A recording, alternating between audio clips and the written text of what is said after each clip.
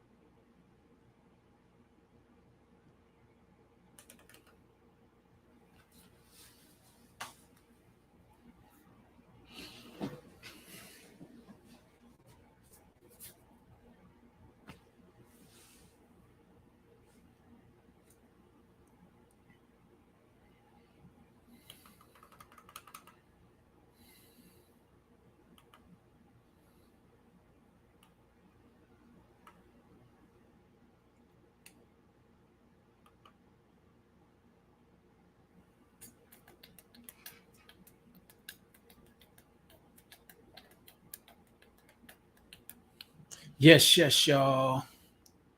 What's up, Stacy? Yes, yes, y'all. What's going on, Facebook? Yes, yes, y'all. What's going on, YouTube? Yes, yes, y'all. Straight talk, Lisa. Straight understanding. Whoo-wee. It's gonna be a good one. It's gonna be a good one. Hold on, let me see if I could get some music on here. Let's see. I'm having a little technical difficulties. Bear with me. CZ, I'm trying to play your song right now. I'm just having a little technical difficulties. Hopefully, I could connect. That's not what I want to connect to. No, I want to connect to this. Connect it. All right. Let's see if I could do this. CZ. What's up, brother? Yes, yes, y'all. I'm trying to play a little something for you before I get started. This is straight talk. These are straight understanding. I'm Sean B. Sean Bolden. And yes, we are going to get into a good one today. You know, CZ, in case y'all don't know, CZ is an artist out of Ghana whose music I'm trying to introduce right now, but I'm having difficulty with my sound. The song is playing, but it's I don't hear it. So what is going on right now is what I'm trying to technically find out. What's going on? What's going on, Jenna? All right. I'm trying to get acclimated over here, trying to play some music. Lakeisha, what's going down? What's going down? How are you? How are you? Yes, this is Straight Talk, Lisa Straight Understanding. I am Sean Bolden. Some people know me as Sean B. Some people know me as Shiz. Yes, but I am here today to just have some conversations with you. Hopefully, I will be joined by some folks and they want to chime in, ladies and or gentlemen. But in the meantime, we just gonna get prepared and get started. All right. So I'm sending over invites. I believe I'm sending over invites. I hope I'm not sending what I did last week was people to come up and inviting them to share with me, but I'm sending over invites to people right now to join. All right. So let's see if they join. Sent successfully. I think I can do that some more. Join some more people. Let me see if I can ask some people over here on Facebook to join me. What's going on? What's going on? What's going on, Regine? What's going on? Yo, what's up? All right. We're about to get started. I'm just trying to invite some people over on Facebook. Invite friends here. I'm gonna invite. Just gonna go down the line, invite all those who I see. Please join me. I hope that I can get some people in over here. All right. Got my people, got my cousins, my relatives. I just thank y'all all already who's joined. And we're about to get it started. So let's start with CZ. I can't play the music for some reason. I'm having issues right now, but I just want y'all to help me in joining and supporting my brother CZ. He's a young artist out of Ghana. All right. So my water is right here, CZ. Yes, sir. This is my beverages, and this is the CBD infused water. In case you don't know, now you know. All right. So yeah, this is the CBD water. All right, we're gonna get started real quick. Whether you're with me or whether you're not, is not what I'm gonna be concerned with today. I'm going to talk. I'm going to talk. Yes, I'm going to talk. Yeah, this is my CBD water. You have a squig because I'm thirsty right now. Hold on. Sheila, what's up? Thank you. Choke no joke. Yo, let me tell y'all, just in case y'all don't know, Choke no joke has been doing this and has been an inspiration for me even doing this, because I've been seeing his product, his progress, and I've been following it, supporting it as best I can. And Choke, I just want to salute you because you have been inspirational for me doing this. You and a few other people that do it. Doggy Diamonds, I mentioned, Star, of course. A lot of people who've been doing this. But Choke is definitely because I've seen when he started it. There's some people who was doing it prior, and some people who I don't know who I just like what they do. Similar to how I like Choke. But Choke, I just want to let you know, as I told you directly, but I'm telling you it publicly as well. Thank you. You are inspirational in a couple of different areas. In this area, me doing this straight talk leads to straight understanding, as well as always touching the mic again. That's something that we both have in common as well. So salute, brother. Salute. If y'all don't know, follow Choke No Joke. Follow I Am CZ. And we're gonna get started, y'all. We're gonna get Choke No Joke Official is what it's called. CZ is I am _ CZ. Follow everybody. Jenna Law has a product. I need y'all all to follow and all support one another. All right, let's get started. First and foremost, let's talk about All-Star Weekend. This is All-Star Weekend, y'all. And unfortunately, I watched the slam dunk contest yesterday. And I'm going to use that because the 3-point competition, that was good. I enjoyed it. The adrenaline was flowing. You enjoyed the entertainment, all that good stuff. Marcus, what's going on? You enjoy the entertainment. You enjoy everything that's going on. But for some reason, it transitioned into what they call the slam dunk contest. The slam dunk contest. I don't want to hate on the young brothers, but they might have been doing a little too much to where it became not so entertaining. All right. Now I say that because, first off, it's losing its luster. Last year, it didn't have the luster. This year, it lost even more luster. And I think I don't know what the remedy is, nor do I care what the remedy is. All I say is NBA, slam dunk, y'all got to get a little bit better. Mona, what's up? Y'all got to get a little bit better. That slam dunk competition was horrible.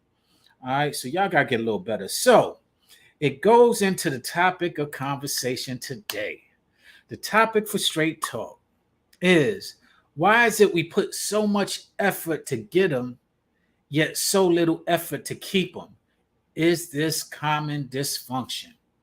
Now, let me elaborate, because I know that I worded it to where you would, where it implies I'm talking about relationships, which I am, but not only relationships.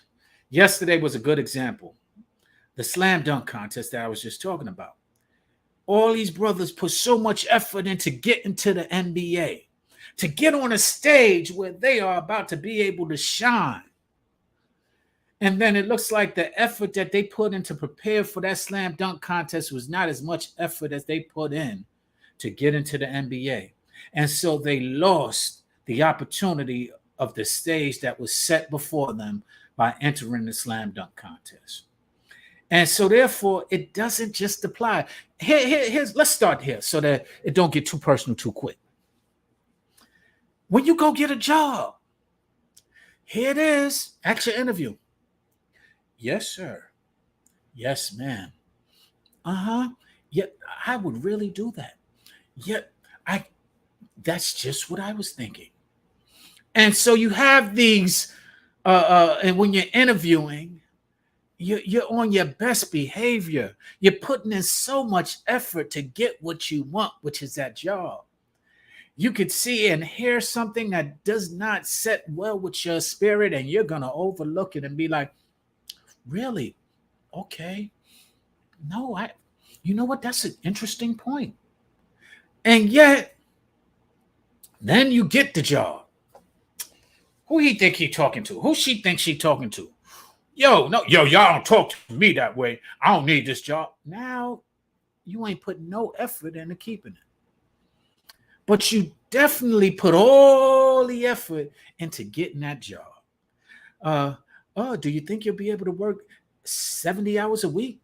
Well, if 70 hours a week is necessary, I can probably adjust my schedule to make that happen. Really? Then when they asking you to put in 70 hours a week, not 2 weeks, a week, man, you trying to work me like a slave person. I ain't nobody. I ain't. But hold up. When you was trying to get that job, you put it, oh, yes. Oh, I believe I can. Instead of saying 70 hours, nah, I don't think so. I'll put in my best 40 hours. And I think you will be very pleased with my 40 hours. But I don't think I'm going to be able to do 70 hours. And if that's what the job takes or entails, this might not be the job for me. No, you don't take that position. You don't, you go and take the position of, yes, sir. Yes, ma'am. So I say that all to say, segues into the topic. Why is it we put so much effort into getting it and put so little effort into keeping it? And I said, is it common dysfunction simply because it's not just in relationships? It also, as I just shared, applies in job situations, in friendships. I mean, in a whole slew of things. It just implies. So we're taught to do what we got to do to get what we want. That's the common thing. But I'm asking, is it common dysfunction? Is that dysfunction? I need to hear your answers. Now it's time to chime in. Type in, join me, whichever one you want to do. I'm looking for responses. What do y'all feel about that? Now, we're going to segue while y'all think about that into relationships. Let me tell you how it all started. I was on what was it? Fan base for the first time ever, and I was in the room, right? Jameer, what's up, bro? So I was in the room, right? And they were talking about how guys do to get the box. And you know, all the guys is like, yo, you know, that's what we gotta do, this, that, and another. Yeah. That's what we gotta do. Okay, I see CZ's about to join me. Yo, that's what we gotta do. And I'm like, yo, that ain't what we gotta do. That's what we choose to do. Because you're doing anything to get that box. Instead of being straightforward and saying, I want the box. So I challenged my guys. I was like, yo, you take them out to dinner, you buy clothes, you compliment them. Hey, beautiful. And yo, you looking sexy today and all that stuff. Yet, when it comes to you got them, CZ, what's up? What's up? Put it on mute while I make this little comment real quick. All right, but I'm coming straight to you. So after you get the box, put it on mute. Put it good looking out. So after you get the box, then all of a sudden, You not even really caring. Now all of a sudden, you ain't saying how beautiful they are as much. Now they're getting on your nerves. Now they all this other stuff. But when you was trying to get it, they could have did anything. They could have did whatever they wanted, and nothing got on your nerves. And that's the fellas. Now to you, ladies, you dress up all cute. You draw a bath. You cook dinner. You do all of these things. You do all of these things while you trying to get the man to and then once you got the man come home to frumpy outfits, wearing a bonnet with heavy clothes. You don't got no lingerie no more. You don't got no crotchless panties. You don't got none of that stuff for them. Meanwhile, when it comes to when you was trying to get them or you want to lure them into your realm, all of a sudden, all of those things mattered. All of those things. You would do cute stuff. You would talk on the phone all night with them. You would listen to what they had to say. After you got them, they got to fight you to listen. They got to fight you to listen. CZ, I'm coming right there. Why is that? And fellas, it's the same way. I ain't just getting on a woman. Like I said, y'all are debonair, smooth. Yeah, let me open the door. Chivalry, taking them out to dinner. Yo, you can have whatever you want on the menu. Yo, it's nothing. It's nothing. I got this. Yo, would you like to go out again? You doing all of this bull in order to get the box. Usually, not everybody's just after the box. Disclaimer. But you sitting there doing all you got to do instead of just saying, yo, I want the box. So I'm going to let some people join me. Spunk, what's up? I got CZ coming in. I'm waving at all my people. Curtis, what's up, man? I'm over here on Facebook so y'all can hear CZ. Y'all can't see him. And I'm on Instagram over here with CZ. So CZ, what's up, bro? Yeah, I can hear you. I can hear you. I'm good. I'm trying to find a good lighting. Yeah, but as long as you can hear me, I'll keep walking. So can you hear me? I can hear you. I can hear you. Yeah, I think What's up, big bro? generally when it comes to life, we are mostly expected like to reach the destination.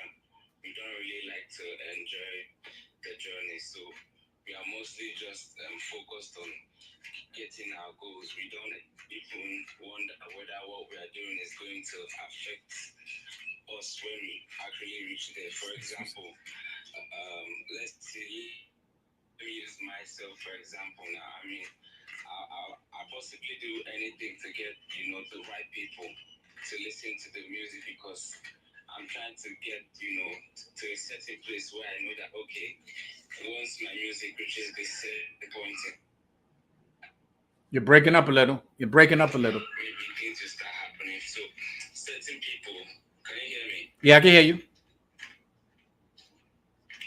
By the way, CZ's all the way from Ghana. Go ahead. So people might feel like also when it comes to an artist, like you are doing everything to get people to listen to your songs, you are signing autographs, you are even kissing babies, you are even giving free shows and so, and then suddenly you're a big artist now, and to get to you they have to um get past five bodyguards. So I think my answer to your question is because as human beings we just want to get where we want to go.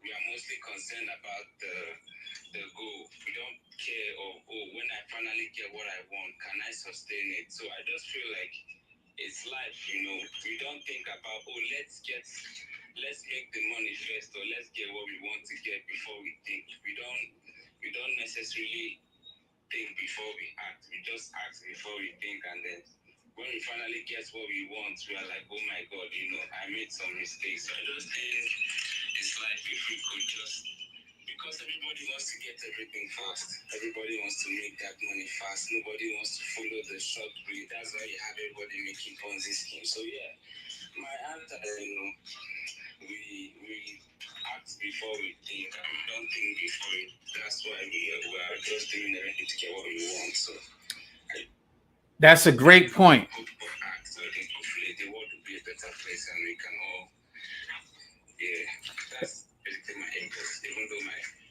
lighting is bad, there's no Wi-Fi in my hostel, so I have to come outside. All right, all right. I'm happy I got to contribute. Well, thank you for contributing. I'm going to relay what you said. Enjoy out there in Ghana. Everybody check out CZ's music. It's on Apple. It's on all platforms. Check out the new out on all platforms. Please check it out. Absolutely, absolutely. All right, CZ. Thank you for chiming in. Okay, thank you. It's all good. I'll talk with you soon. Yes, sir. So what CZ was just saying, y'all, is that people have just to refresh the room. The question was, why is it that we put so much effort into getting what we want and then so little effort after we get it to sustain it and to continue it on? Is it common dysfunction? And so what CZ was saying, because I said it doesn't just apply to relationships, even though that's what I'm about to get into, it doesn't really apply to just relationships because it applies in careers. And as he was saying, he's like, yo, when you got a goal, you just focus and hone in on that goal to get to the goal. You don't really think about what you're doing in the process of that goal. And then when you get there, you reflect on the mistakes that you made and you say, man, I made a mistake, and you try and remedy it, or you don't. So with that being said, I understand that. I get that. It's like that job, like I was saying, when you're going for a job. Oh, yes, I will do that. You're doing everything to get this job just to get what you want. Now, I'm not here to judge it one way or the other. I'm just asking, is it always beneficial? Does that bleed over into our personal lives? And that's why I got into the relationships. Because with a job, I understand, okay, you might make a sacrifice. You might make a sacrifice in order to get what you need so that you could sustain and build where you want to go. But what about with relationships? Adrian, I see you in here. What about with relationships? Do we make personal sacrifices and yet we don't always consider the person that we involve in that sacrifice? Real Mikey D. What up, though, brother? Yo, let me tell a little story about the real Mikey D. Cherry, how are you? Just before I get on. New Music Seminar 88. I'm gonna give respect where respect is due. Melly Mel. Man, I ain't give you shit until my rhyme is through. Something like that, right, Mikey D? Salute, brother, salute. Sherry, how are you? So, Sherry, this is what we're talking about. Why is it that we put so much effort into getting them? Now I'm talking relationships directly. Now, why we put so much effort into getting them, and when we got them, we put so little effort into keeping them. And it goes back to this comment and this theory that I once heard, and I didn't understand it until now that I'm older. People date to get married instead of marry to date. I'll say it again. People date to get married as opposed to marry to date. Now, that took a little while for me to understand. I can't speak for y'all, but me, I didn't grasp that concept. What you mean? Because I've always been taught you gotta date to get married. Yo, you gotta date to get married. You gotta know who they are and so on and so forth. But it lends to this point of if you're dating to get married, by the time you're putting on all of these fake, phony faces, and you're not being real to them. And most of the time, they're not being real to you. And then once y'all finally achieve what it is that y'all wanted, you fail miserably because you put on this disguise in order to get it. So then you unveil, and what they see is something that they don't like. Or what you see is something that you don't like. Or what y'all both see is something that y'all didn't like.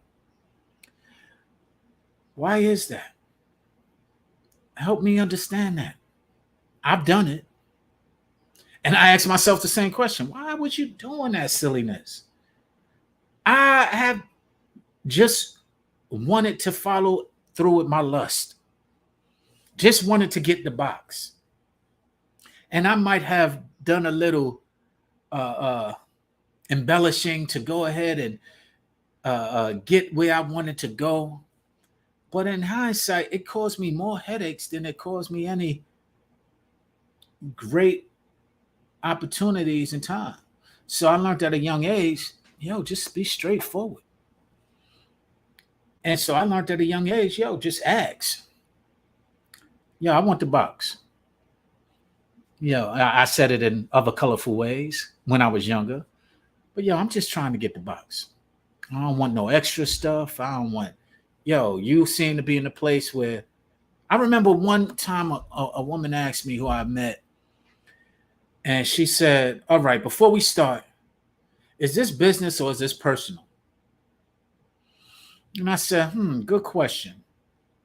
Because as men, we kind of throw it in. Our okey doke throw is, making a business. Like we ain't trying to be interested in you. When in fact, if it was just about business, we probably wouldn't have started the conversation. We probably would have just kept it if it was no interest. And we don't know what business you do. What are we starting the conversation for? So then we learn the business that you do and we express interest in it. Oh yeah, that's what you do. We start out with, hey, so how are you? Okay. Well, what is it that you do? Let's say you're on an airplane and you're sitting next to somebody. Oh, okay. Hey, how you doing today? You're talking to them because you're interested. First and foremost, let's be real. But you're acting like you're being pleasant, like you're being gentlemanly, like you're being like you're just striking a conversation. Adrian, I'm going to read your comment like you're just striking up conversation, but really you just expressing interest. So you're like, hey, what is it you do? And it's the old okey doke. And if you give us a little leeway with, well, and you respond, we in there. We gonna maneuver it. But anyway, most people get to a point where they get too comfortable. And then they start taking for granted the very thing they once wished and worked for. Adrian, you are absolutely correct. A lot of people get comfortable. I was listening today to a sermon, and they start feeling like entitlement, like they deserve what it is. And I don't understand that, because the reason why I say it, because like I said, it came up, we was talking about that. Then I had an instance where I ran into somebody, and I remember when my ex, for example, when I first met her, and the first time I went to visit her, she drew out a bath, made dinner, made me real comfortable the first time I ever visited her house. And then when we were friends and I went and visited her, or we were in a relationship, I never got that treatment. And I didn't realize it because, we in a relationship or what have you. But I didn't realize, because I didn't reflect that, when we first started, I didn't even ask for that. I didn't even want none of that. I was just coming over to, visit and say what's up. I wasn't even coming. I was celibate at the time, so I wasn't even coming to have sex. I was just going to get to meet the person. But she said, hey, you want something to eat? I said, yeah. I came over. There was a whole spread on the table. Dinner. I was like, wow. Okay, thank you. I'm like dumbfounded. Then she said, oh, you want to relax? I know you then come over here. But if you want to relax, you could. Let me first state it was a traveling visit. It wasn't just something local. So hey, you want to relax? I got a place. I run a bath for you if you want to relax. Ran the bath, hooked the bathroom up with candles and smell goods, and laid my towel out. All of these things, and then later on in our relationship, I would come home and have on a bonnet, a snorkel. I call it a snorkel, but it was like this pajamas that you zip up all the way. That or you put your feet in. Had all that on the bonnet. Came to the door. I came in the house and that's what I'm greeted with. And so I reflected on that and I'm like, wow, what happened? So explain that to me because that's a little bit more than just taking it for granted. It's not putting in the effort and the work that you once put in. And that's what I think is problematic in a lot of circumstances. You don't put effort, you don't put work into it. And the funny thing is, you're working. I could have been just a straight asshole. You're working for somebody you don't even know. Meanwhile, a person who done showed and proved, like or who been in, now you don't want to do no work with them. They get on your nerves. But meanwhile, somebody who you were just interested in, you don't put in work and laid out the dinner. For men, you don't took them to dinner, complimented them, opened the door. Yes, beautiful. Do you know your eyes are, and you saying all of this fluff, fluff, fluff, fluff, fluff. You're so intelligent. Yes. Oh my. Yes. Tell me more. And you're acting all intrigued and all interested and all of that stuff. And then when you get into the relationship and they annoy you, man, you're stupid. You were on some nonsense and da da da da. Why is that, fellas and ladies? Why are you laying out all of everything, cooking and all of that for a person you don't even know that you just attracted to? You haven't even done the due diligence to find out whether they're worth your time and energy, yet you're giving them more than time. You're making dinner, you're making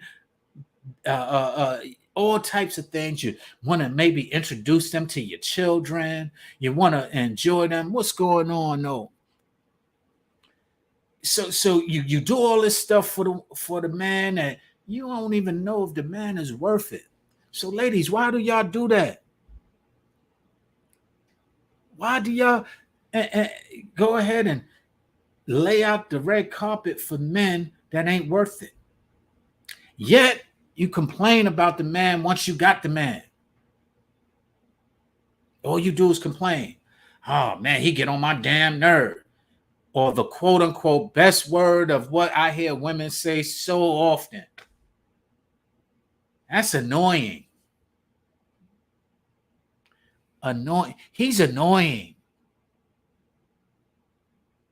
Why? He wasn't annoying when you was cooking dinner for him.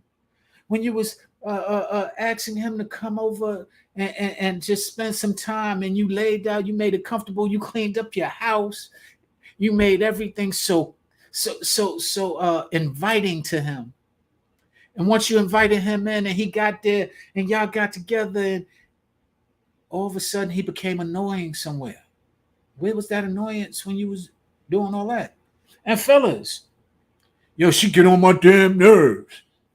Where was that? She get on my damn nerves when you was everything she said. You was yes. Yeah. You so intelligent. Yo, I just love the way that you carry yourself. I like the way that you do. I all of that nonsense when you was trying to get in. Then all of a sudden you got in and that flips. Anybody want to join me? Please request to join me. I see your comments. I see you. Tell me what y'all think. Okay. ATL clubs. Haha. I see you. How's your dad doing? Hope he's well. So yeah, so can anybody answer that for me? Can anybody touch on that? Can anybody touch on that? Why is it that we put so much energy into getting somebody and there's so little energy into keeping them? This is why I say I'm starting to understand and believe we normally meet people's representatives and beginning and realistic expectations aren't set. You're right, Adrian, but we also show people who a representative. And I can't get on nobody. I can only change me. You can't get on nobody. You can only change you. You can only recognize a representative better. If that's what they're going to do, they're going to put on it and show you their representative, then you need to wait until that representative show up and stop. I was speaking with someone earlier, and this is what was said, and that I'm thinking about. I had to evaluate that, kind of went on this subject. You saw the red flags early on. And if it wasn't for intimacy or lustful desires of you actually want to get, you want some eggplant, and they want some box. But instead of being truthful and identifying that's what is driving your interest, is your lust. I don't date, I believe, be genuine friends with no benefits. Care to elaborate? Care to elaborate? I hear you, and I've taken that route as well. That's what ATL Club said. I don't know if you want me to say your name or not, but I get that. But I want you to be able to date. You in Atlanta though, and that's a whole nother story. That's a whole nother topic for another straight talk, leads to straight understanding. But I want you to be able to date and find some genuine folks. Unfortunately, if you're putting on representatives, women and men, ain't nothing genuine about that. And that's what I'm talking about. Yeah, you're right. She said, you date, you put on your front face on, and it's not real.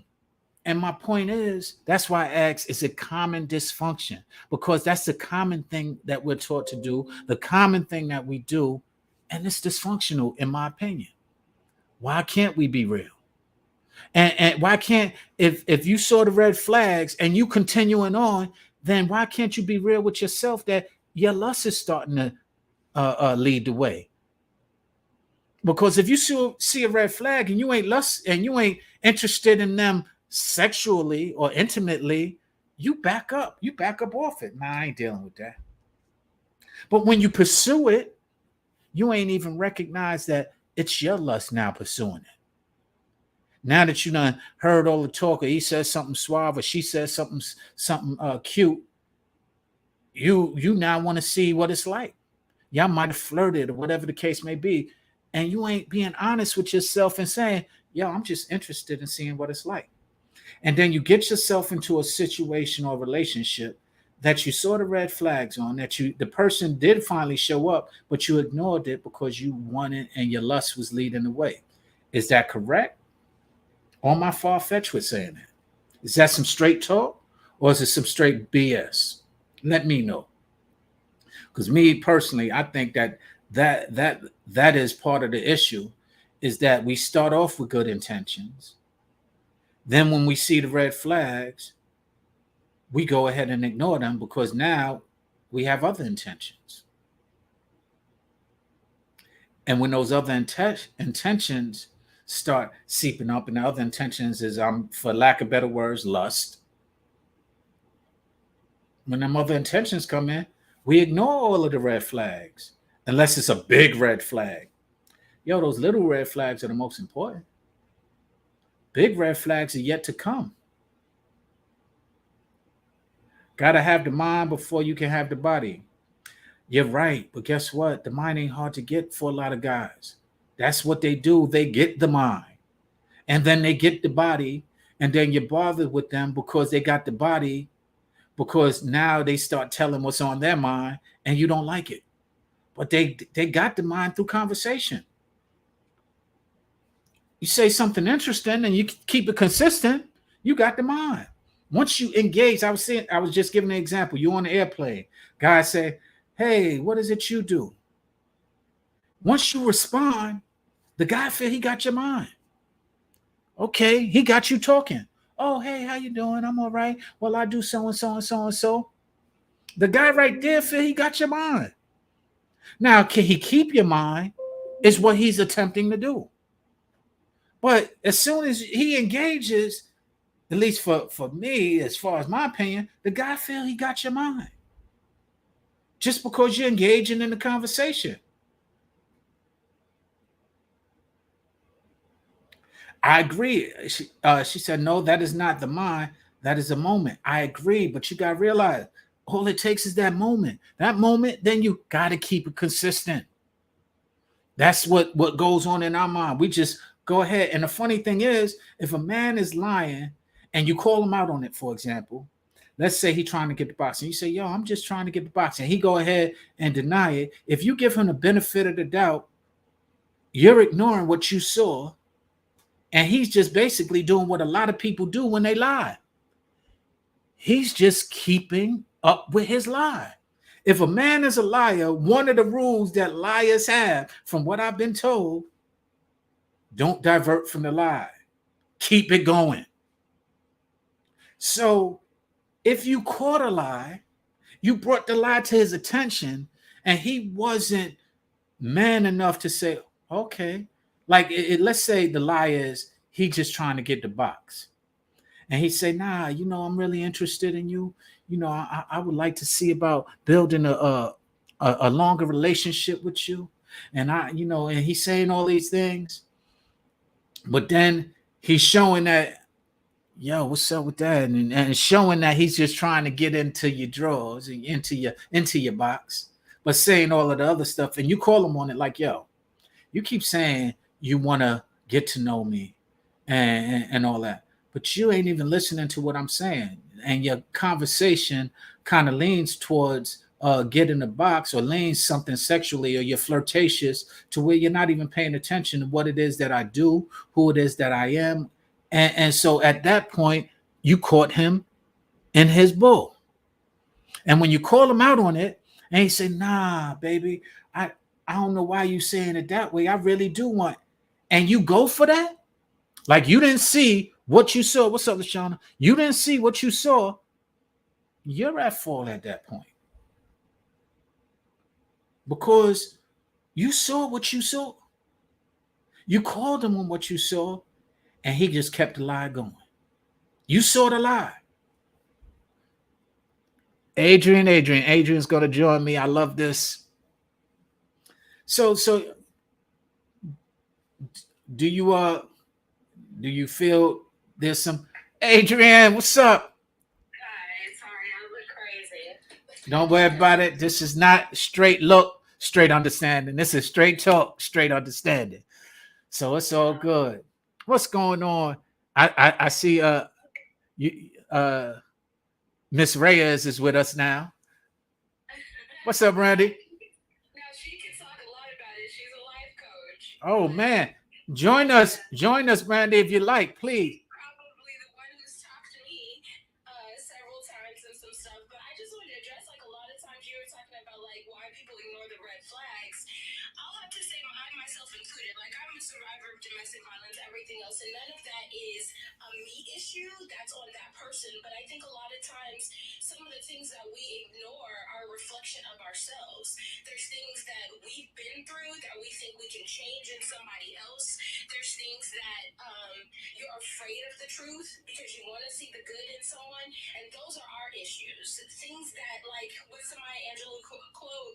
If somebody shows you who they are, believe them.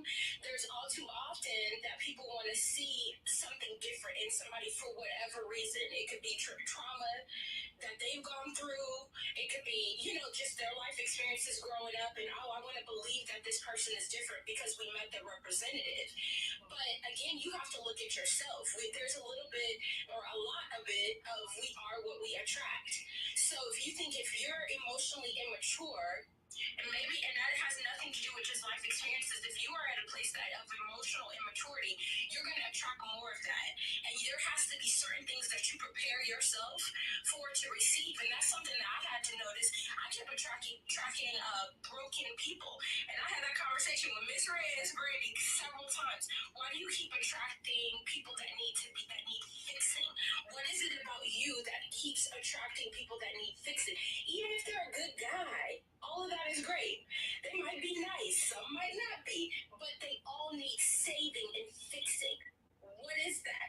That's something that was a me issue. That's something I had to look at and go back and say, well, what is it that I feel the need to come in and be Captain Save?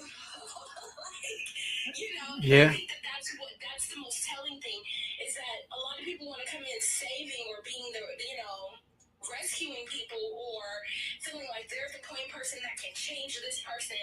But you gotta kind of look deep. Like, well, why do I keep attracting this? Why am I not deserving of the love that, some people have? People, what do they ship the Russell Wilsons and Sierra relationship? Well, why don't I deserve that? What is it that I'm not doing? I'm not at fault for the other person's shortcomings, but what is it that I'm not doing that I'm not attracting what I deserve? And that's something I had to look at. Well, Past the person's representative. I agree. You are what you attract. I agree, but here's how I look at it, and you're absolutely right. A lot of times, we're not over our trauma, and so we become we start trauma bonding, and with that being said, to your point earlier, if in fact you don't take any accountability that you still might be hurting, that you still might, even though it happened 25 years ago, it's still traumatic and it's still something that reflects on your actions and your need for a relationship, then you can't have a healthy one. And the funny thing is that what I've been doing now is that I try not to get intimate so that I can identify if that is the case. And when I do identify it, I back up like, all right, you know what? Go ahead and get through your trauma, because you're saying you're over it, but your words and your actions are not coinciding. So I'm observant to where I sit back and I observe, maybe sometimes a little too much, to where I'm analyzing those who I'm getting involved with. But the reason being is because I want to understand who I'm getting involved with. And if you're and people don't know that they know how to speak more than one language. They just think because talking in English is their most dominant language that they can't speak actions and body language. And I've learned to speak body language, or to not speak it, to understand it, to recognize it, to look for it. And so your body language and your actions mean just as much as your words. And so I start looking and start really paying attention. And a lot of people don't pay attention. They don't want to pay attention. And I'm like, yo, don't get mad at the person because you didn't want to pay attention. Because they definitely did it. They showed you it. They might not have said it. They said, oh, nah, baby, it's all that. And then maybe rolled their eyes at you when you're doing something. Right. They show you. But a lot of times people ain't looking, they thinking showing is what you speak. And the other way is, let's say the other way around. They showing you all these gifts and all of this money and all of this, and they showing you they're materialistic. Exactly. And that's shallow. And people don't want to accept the shallowness of it, but that's because they might be shallow too. Yeah. Call it like it is. So all right, you shallow. I don't got nothing against shallow people, to each his own. But if you're shallow and I call you out on your shallowness, don't get mad at me because they say that's your opinion is what I hear often. No, that's my observation. I'm not even going on my opinion. My opinion is that unfortunately you're shallow because you might have had some drama that you never got over and you just think, or you might have been taught that this is all you're worth is what materials you receive. That might be my opinion. But my observation is that you ain't talking nothing about money. You got all these designer bags. All you want to do is get flued out. All you want to do is that man, he better have some money. He better have a good job. This is what I'm hearing. This is what I'm observing. So when I say you're a shallow materialistic young lady or young man, why are you mad at me? Because it's a reflection. You're calling out something that's a reflection of themselves. Most people can't handle truth, and that's the issue. Woo! Say that again. Say that again. Most people can't handle truth. Woo-wee. And I was. We're living in a society where so much truth is masked.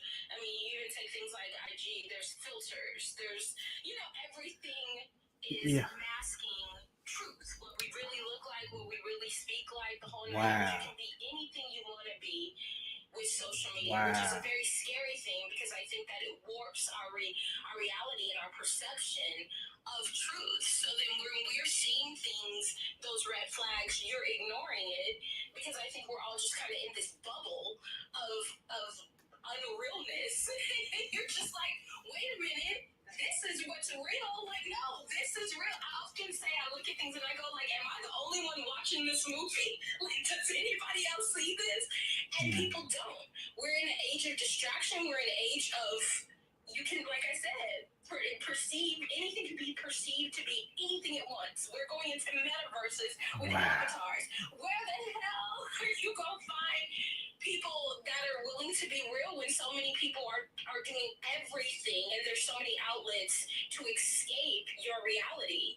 And it's very scary. I can understand why the woman before said she's not dating or whatnot. It gets very scary, but also it's scary in not only the not dating thing, but feeling like you have to stay in a situation that you may be unhappy in because you're also afraid of dating. I know that that's a thing that I dealt with. Like, do I stay here because someone's nice? And do I stay here because the pool out there is murky? The waters are murky? Or do I have to put, like, maybe I just need to be single and work on whatever I need to work on and be okay with that? Because it can go the other way too. If I'm staying in a situation that I'm unhappy because of murky waters, that ain't no better than saying I'm calling off all dating. It's scary out there. Man, I agree with you, and I was definitely you and I spoke on your birthday. Happy belated birthday! Yeah. Another Aquarian with us. And you made mention of some of that, and I said, yeah, it is the pickings are thin out there. One, two, I've been listening ever since we spoke. I heard it at least 2 or 3 times in different sermons and and I searched for wisdom through sermons personally because they're usually rooted in spirit. Whatever your religion is, I'm not even going in that direction, but just spiritually, I kind of lean towards that and look for principles inside of what some spiritual teachers who are reflecting scripture says. Now, what was said that made me think about what you're saying is that there are a lot of things that we sometimes look for because we're feeling a certain kind of way. And leading with your feelings is probably the biggest problem that a lot of people do. They want to feel a certain way, especially and not limited to women. And y'all always want to feel good. Y'all want to feel why can't we just... Don't say that because men, we emotionally want to be fed, but many men want to feel physically aesthetically good. So they want arm candy and they want to be perceived a certain way by who they're with. So there's a feeling there too. You can't discount that as well. I agree. And I can't dispute that. And I'm not discounting it because men be in their feelings more than women. And they disguise it more often. Toxic masculinity. Right. Right. You know, I've seen, you know, all of those. I've seen so many thug homosexuals, let's just say that, who are undercover. And I'm not homophobic whatsoever, but I am phobic, homo. I'm not homophobic, but I am phobohomic sexuals on the DL. On the DL, if that's how you live your life, then own it. Right, but I don't think you're like, it's not phobia any kind of way. It's about living your truth. And Agreed. being truthful with the people or the person that you're with. So whether you're homosexual, heterosexual, whatever, pansexual, it doesn't matter. It's about, like you said, owning your truth and being truthful to whoever you involve yourself with. Absolutely. And that goes back to living that reality that people are masquerading. Man. Living in this, world of untruths. One of my cousins, for example, was a homosexual from when we were kids. But he denied it. He denied it forever. Like he didn't come out till after he was 40. And when I finally, we were disconnected. When I finally connected and it was like, oh, he came out, like, finally, he was the only one denying it. We all saw it. What was? No, but again, so that is, that's like a slippery slope because there might be reasonings. That's one of the hardest things to do. And if he was a black male, that is a double whammy. I agree. And being homosexual, so it could have. That might not have anything to do with you guys. That might have something to do with him and him being ready. And it I agree. if you guys all knew. I agree. What you're saying, what you're saying is exactly the case. But he was saying it like when he did come out, like he was doing a good job of hiding it. And I'm like, bro, really? We all knew that. His truth, though, to whoever he chose to have a relationship. No, but the funny thing is, this is one thing I did notice about him, and he taught me a lot. And I'm not generalizing, but because he was hiding, he was a habitual liar and very good at it. He would practice to lie. Like he would do certain scenarios and come up, like he would go specifically to another part of town and would make a character up and live in that character while he was in that town. And I was like, yo, and masterfully, like made it believable. And I didn't realize that he was doing it until I got older, and I was like, yo, he did that all his life. Like he'll go somewhere and we'll go into another neighborhood, they'll ask him what's his name, and he'll make up a name and become that person. But a lot of that, again, you have to look at the root of everything. Like we can tee at that and laugh, but there might be a deep, complex issue that sits under that. Maybe he felt that he wasn't accepted for who he was, and so he felt the need to create different versions of himself. You often see that with social media. People are hiding behind, avatars and different profiles because they're miserable or they're living trauma or they've dealt with other things and feeling like they can't be their true selves.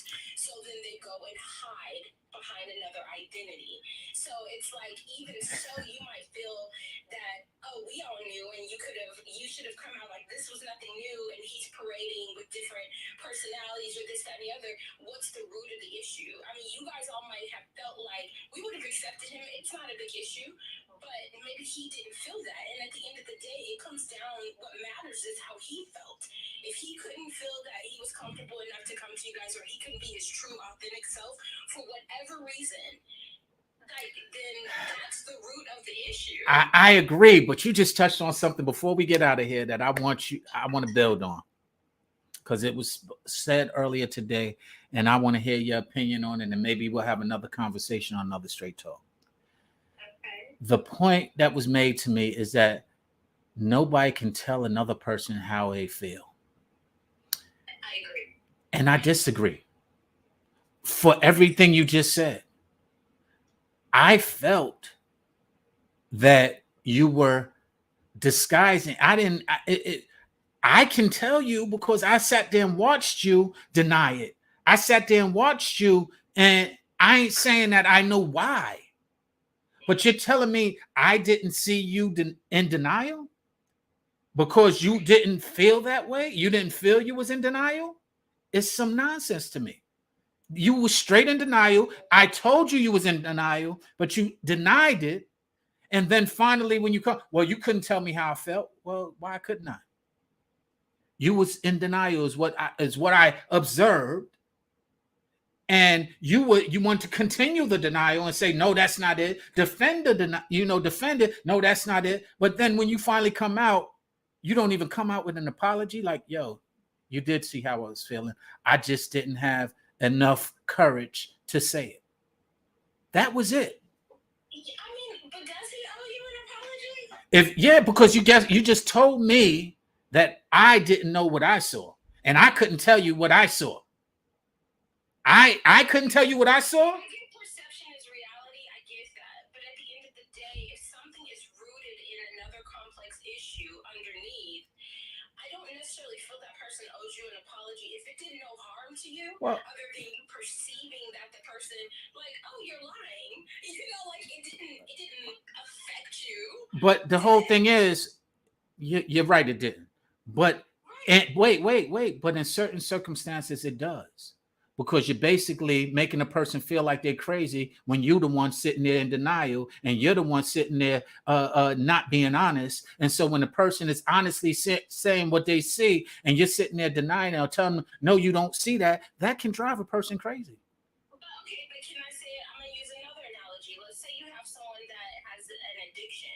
Mm-hmm. Most people with an addiction live in a state of denial, especially in the beginning, if they're not ready to seek help. They don't necessarily owe you an apology. Addiction is a very real thing.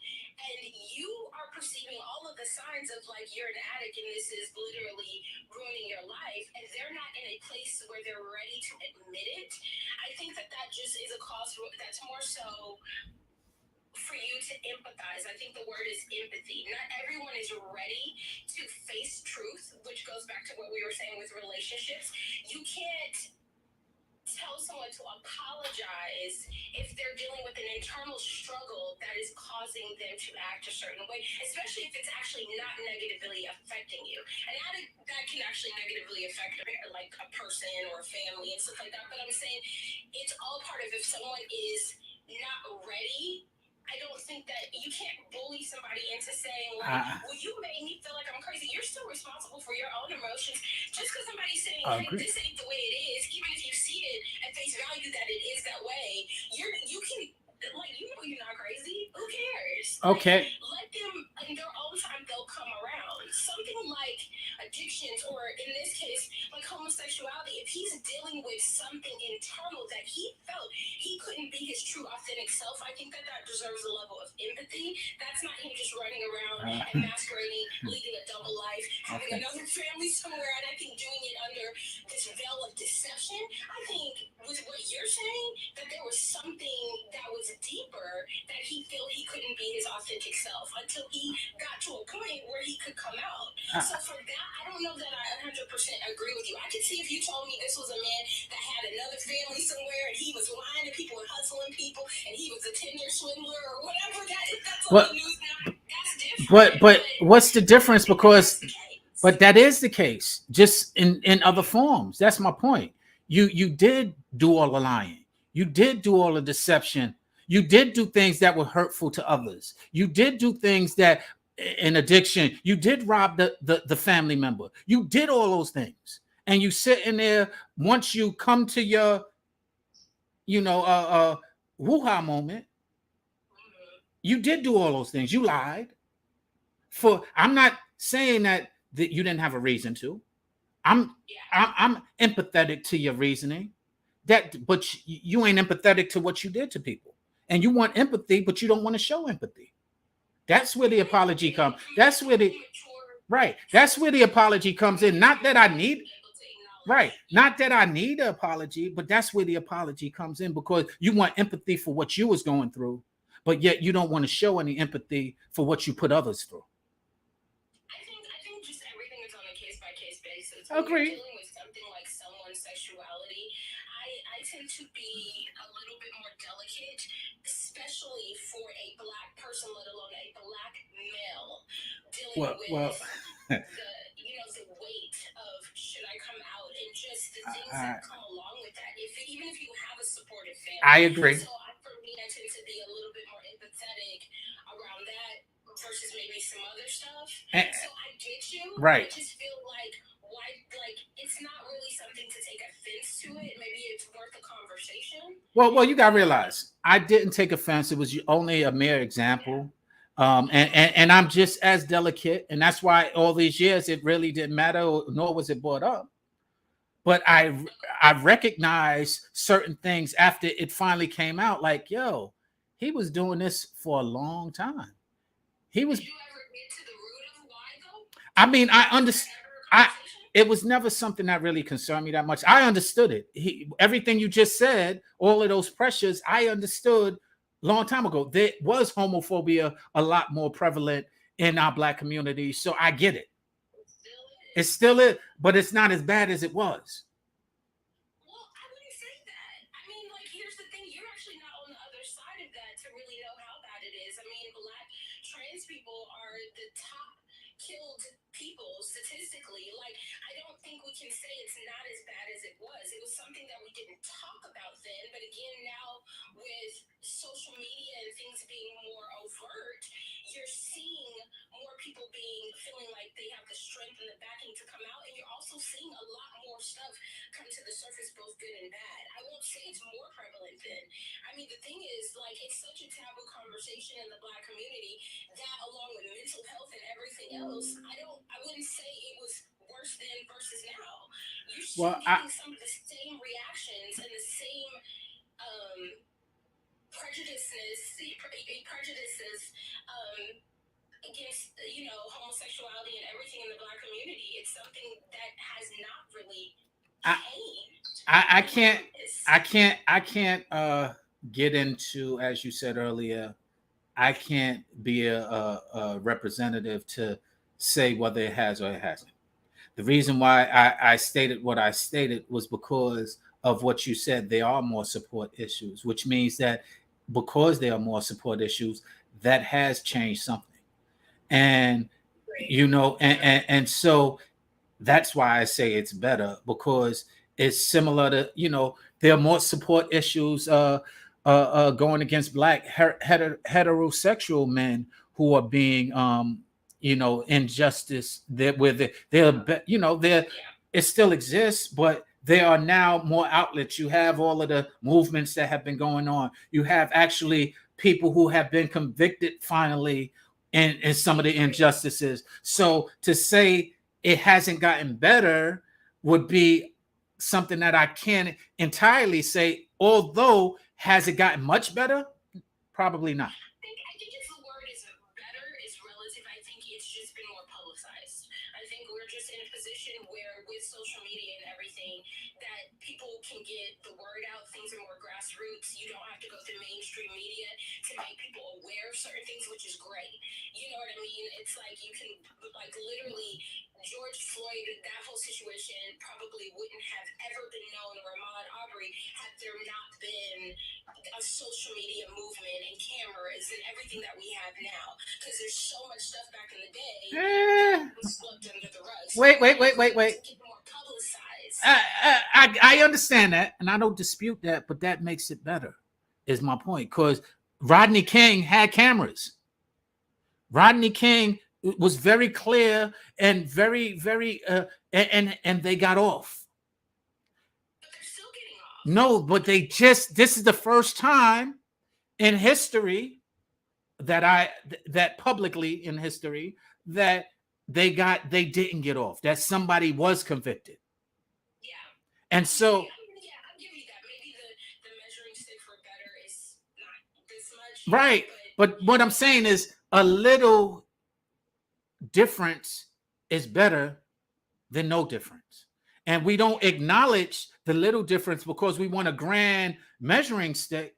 So, no, we got to take every little portion and acknowledge and embrace. Yes, it's getting better and make it even better, better, better, better, better. I think what it is I think it's also not just like I know we've gone like into a whole different tangent from relationships, but just kind of touching on that, I think the reason why we kind of want grandiose actions is everything. There's been a lot of performative things that are better, and it's performative actions. Give us a plaque. Okay, we'll convict this one cop, but now Kim Porter, just like a few months later, gets off with 16 months. You know what I mean? And you're a chief. Get out of here. You know what a taser look like. So it's kind of like every single time we get to a point where we're like, sigh of relief, where we're excited that this happened, they walk it back because they know that those hegemonic powers know, okay, we can give them a little bit, it'll shut them up for a little bit, and then we'll go back to doing for the system to work exactly how it was designed to. So that's why I say I can't be like, I think the word better for me is hard for me to say and concede to because I'm like, better? They're just doing everything that they've always done. Give them a little performative action, take it back. A little bit, oh crap, they're upset again. They're marching. So let's do a little bit of, other performative action and take it back. So, it's just like, that's why I think better, I'm struggling. Well, good. Well, that segues into right back. We're going to turn it right back into relationships because guess what? They give performative actions and then they go back to it. And exactly, because they give all these performative and then they go right back to the same thing. But the point that I was making earlier when I said when you recognize that and you continue with it, then you're just as guilty as them doing it.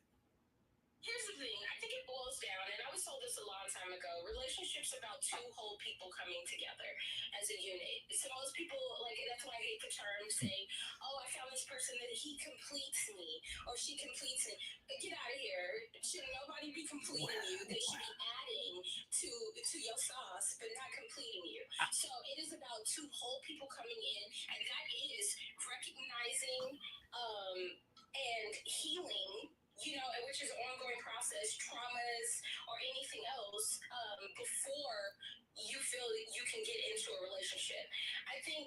Everybody has character flaws.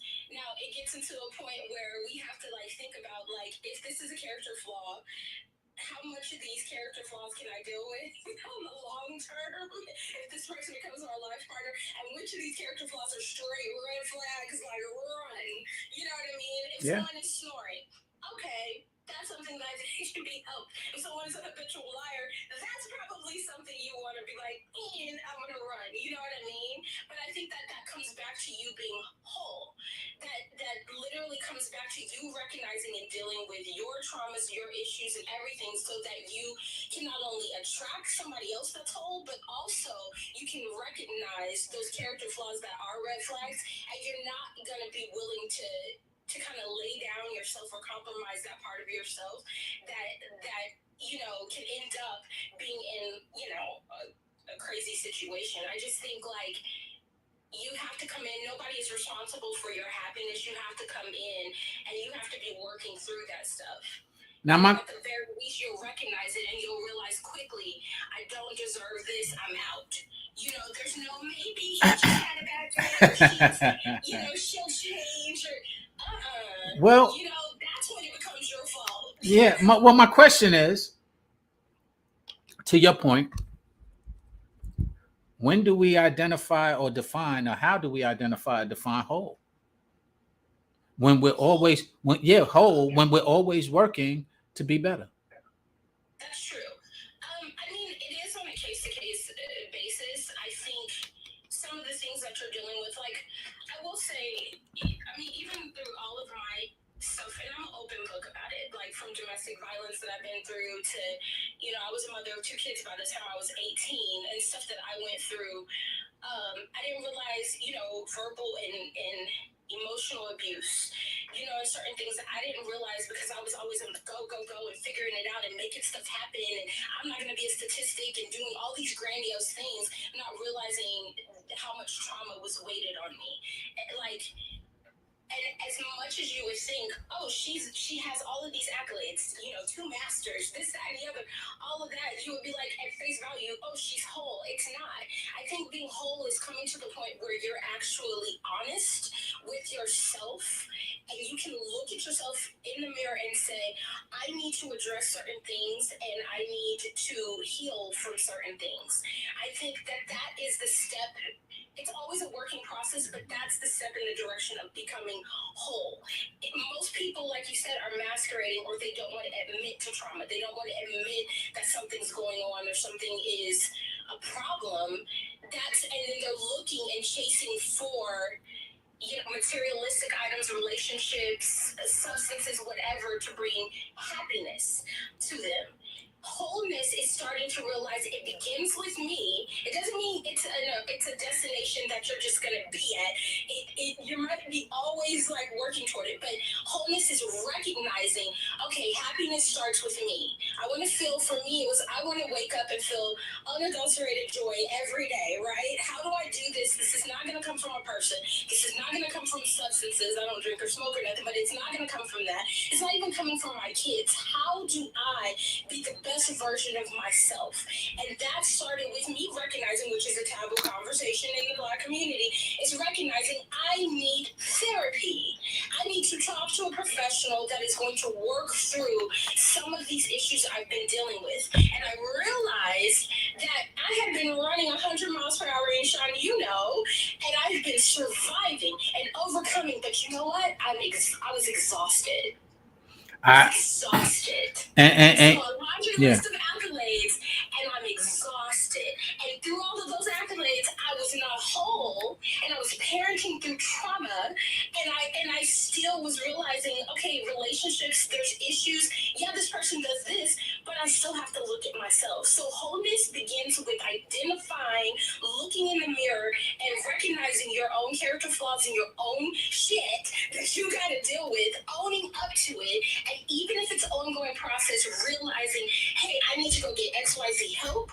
I got to put my pride aside, putting ego aside, and learn how to say, I'm sorry. Maybe I need to slow to react. Like recognizing the things you need to do to become the best version of yourself. And then you're going to attract the person that's actually going to bring out more goodness in you, or they're going to be the person that's going to say, hey, I've recognized the work that you're doing. I want to throw some sauce on that. I want to go to therapy with you, or let's do yoga together, and let's both be better versions of ourselves.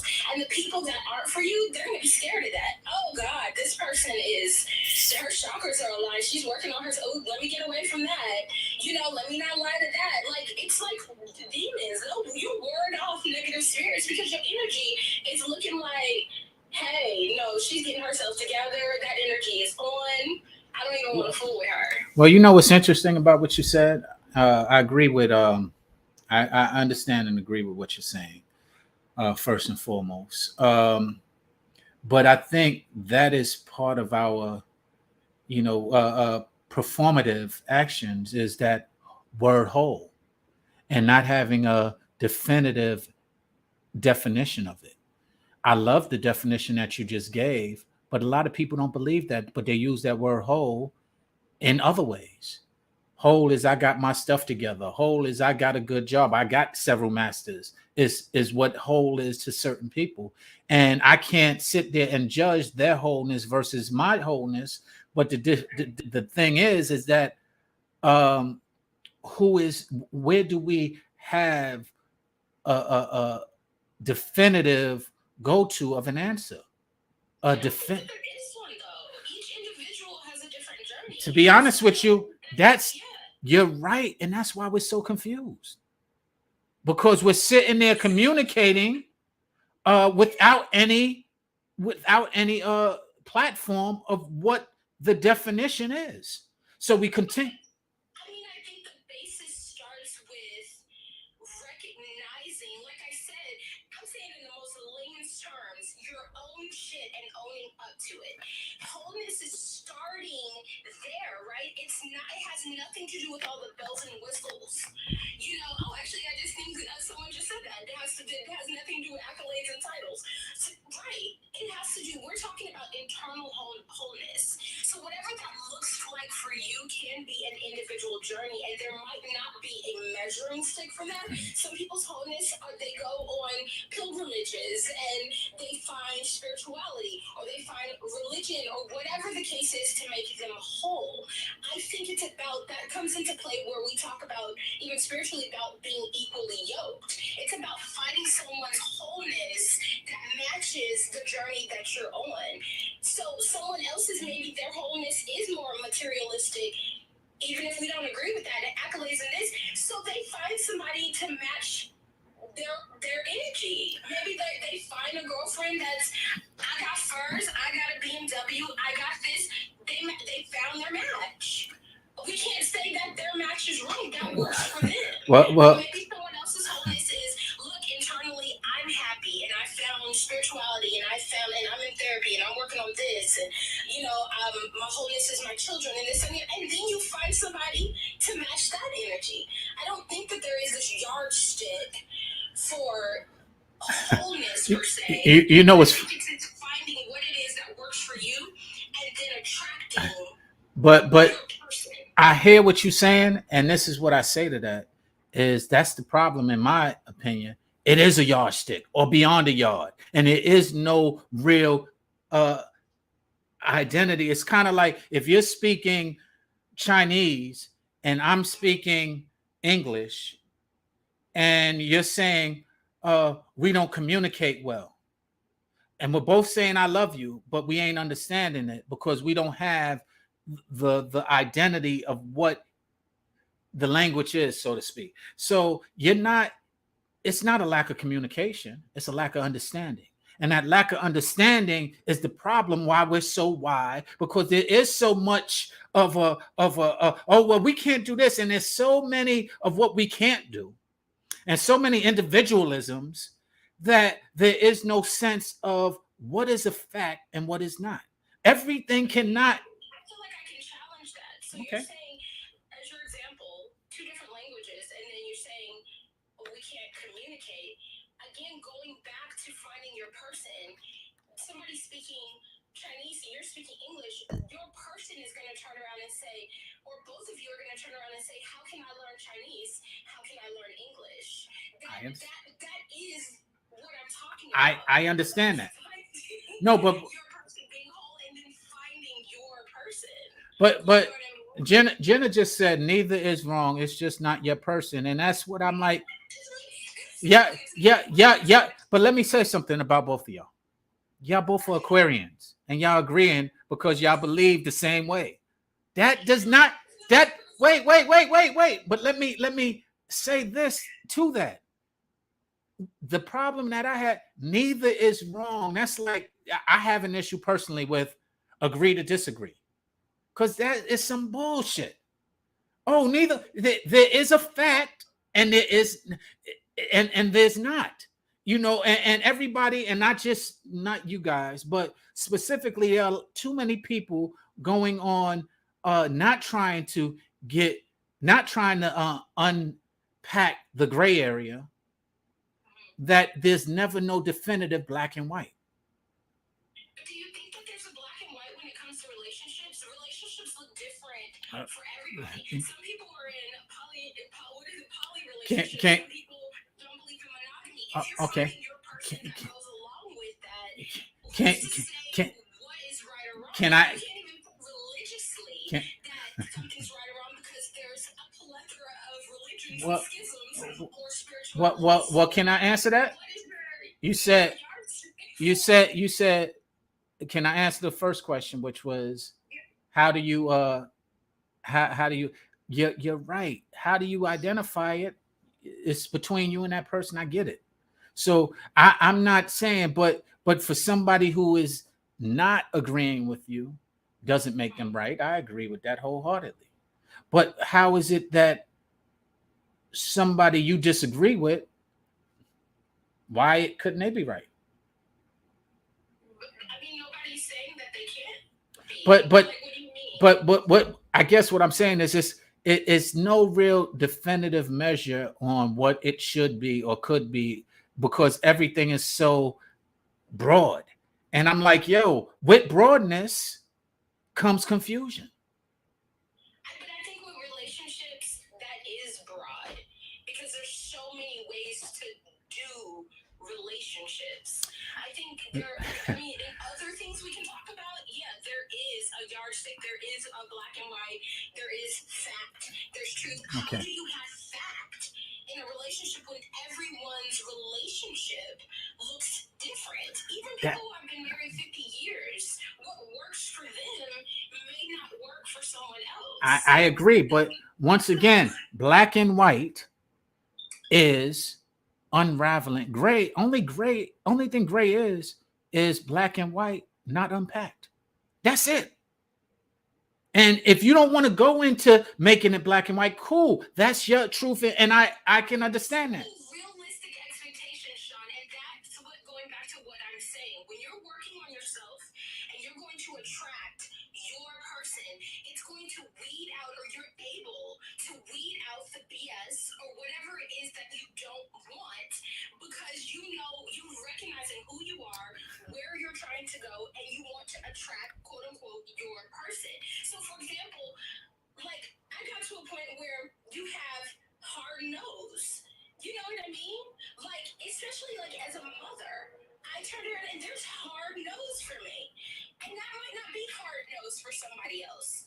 You know, like somebody might be okay with somebody, you know, oh, I'm okay with somebody, I'm not saying this is on my list, but like, I'm okay with somebody drinking occasionally because I like to get lit or something like that. For me, I don't drink. You know, you see me, Sean, it's hard for me. Like, I don't relate to partying, a bunch of drinking and smoking. My allergies are a mess, and I can't stand the smell of weed, right? So my thing is, it's not me judging. It's if I were to bring someone in my household that has this, that they do this all the time, it might cause an issue because it's physically making me sick. So maybe this is like a hard no for me. So again, my things are not going to look like someone else's things. But and it doesn't make me wrong. It doesn't make them wrong. They're just not my person. okay, I think that they're black and white. let me reel it in. That is very black and white, and it's very honest. But it's black and white. To the individual, There's still gray, and there's a whole bunch of different shades of gray. All black and white is not. It's not all broken down into. What you're saying is exact. I agree with you, but that's my point. First off, let me reel it in. The first thing that I want to say is the one thing that is definitive is honesty. I agree. Once we start there, everything else becomes less complicated. Problem is, not everybody wants to live honestly. And that's that right there is the root of probably, in my opinion, 90+% of all of our issues. And so let's just start there. Then everything else becomes a lot easier and a lot clearer because you're honest. That's being honest with who you are. That's being honest with who you're not, more importantly, because that's where a lot of people have an issue. It's not about who they are. It's about who they're not. And so they're not honest with who they're not. I agree with that. And so everything else following that then becomes, that's why it's so easy to be black, why it's so easy to say what you said. And I agree with what you're saying. It is different on each occasion. The honesty is what makes it different. Okay, this is not that, but this is this, and let's address this. So that's my point, to where we keep on going around this big, oh, we gotta do, and I'm like, yo, what we gotta do is be honest. How about that? It's really not that complicated that we make it out to be. Oh, we need to all have our own selves and me and mine and this and that. No, how about start with being honest? Identify somebody else who is honest And that person, as long as you're honest, you can work out a great relationship. Whether it's a romantic relationship or whether it's a friendship, you will honestly determine.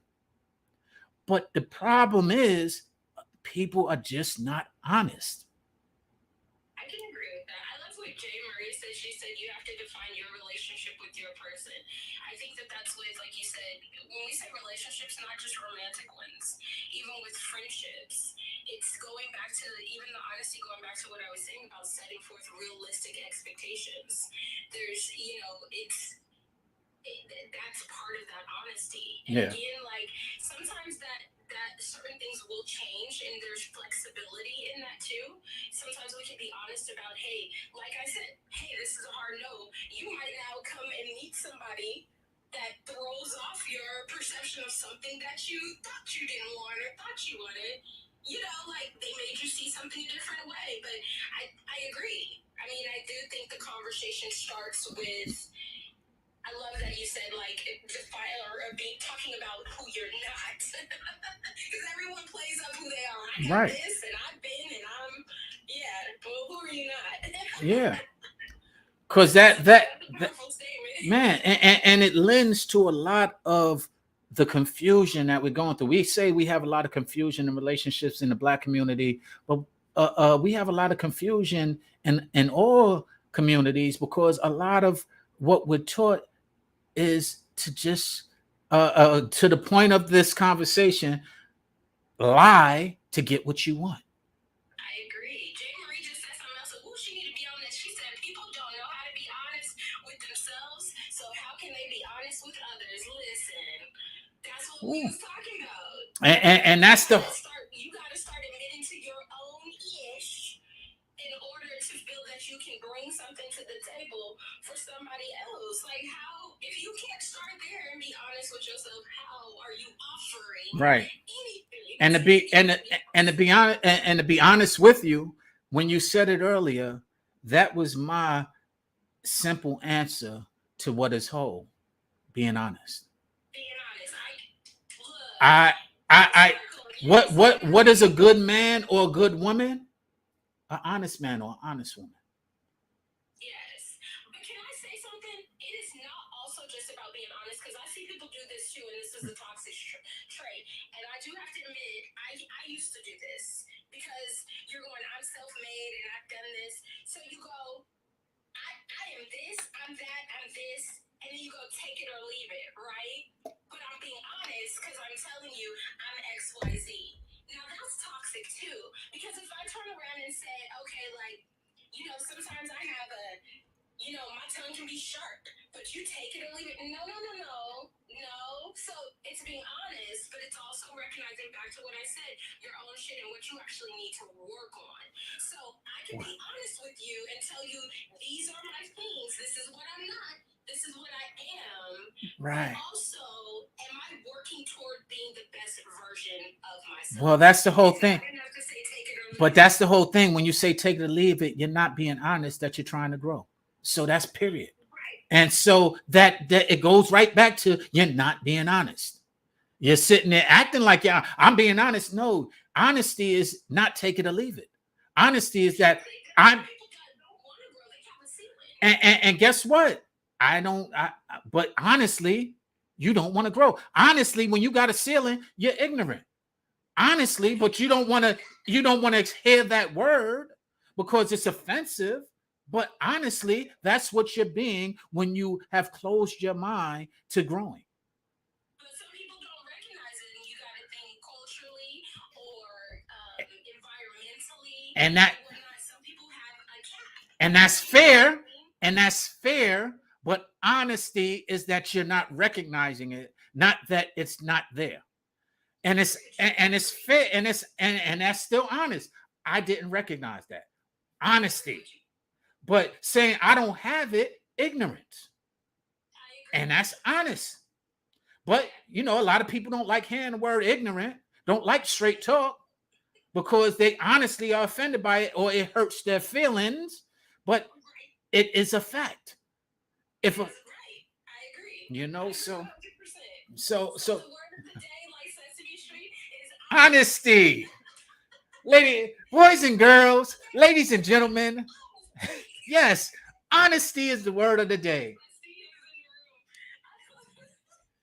So honesty is the word of the day, huh? Yes, John versus Elmo. yes, yes. And so why is it that we put much effort into getting them and so little effort into keeping them? Is this common dysfunction? Yes, because the common dysfunction is that people don't know how to be honest. I agree with you. There you go. We have come to a conclusion, ladies and gentlemen. Yes. Hold on, over here on I'm just gonna read a comment before we get out of here. We went a half hour over what I usually would do.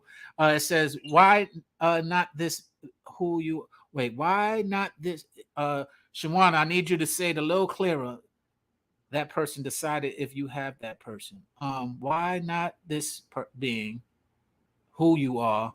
Oh, why not this being who you are, and that person is deciding if you have that person. I'm confused on that. She want to clarify it for me a little bit because I'm a little confused on what I'm reading.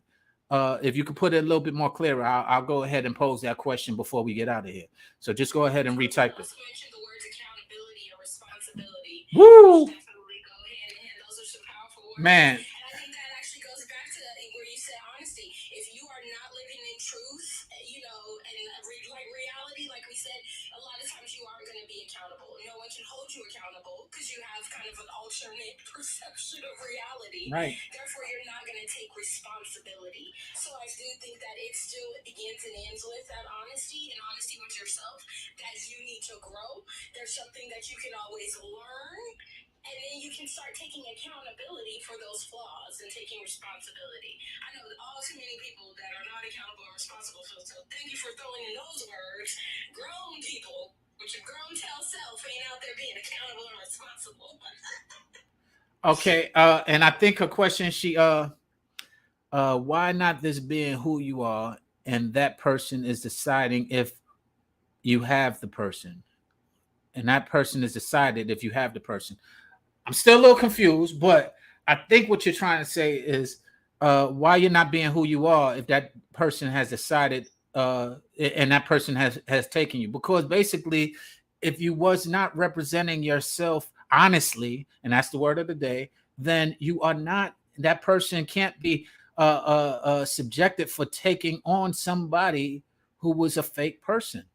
They have taken on the unrealness and the disguise, and then when it's unmasked, you have one or two ways. You can, once it's unmasked, you can say, okay, you got me, and own up to it and take accountability to it and say, okay, how can I be whatever it is you want me to be? But when you sit there and you say, I don't have on a mask, what are you talking about? Now you're gaslighting. Right. Yeah. And unfortunately, that last part is what a lot of people do. I don't mind when people are disguising. Like I said, I I ain't gonna go back into that. I don't want to get beat up by the alphabet letters. But when you're when you're um, not being who you are for whatever reason, I'm not saying that there are not reasons for disguises.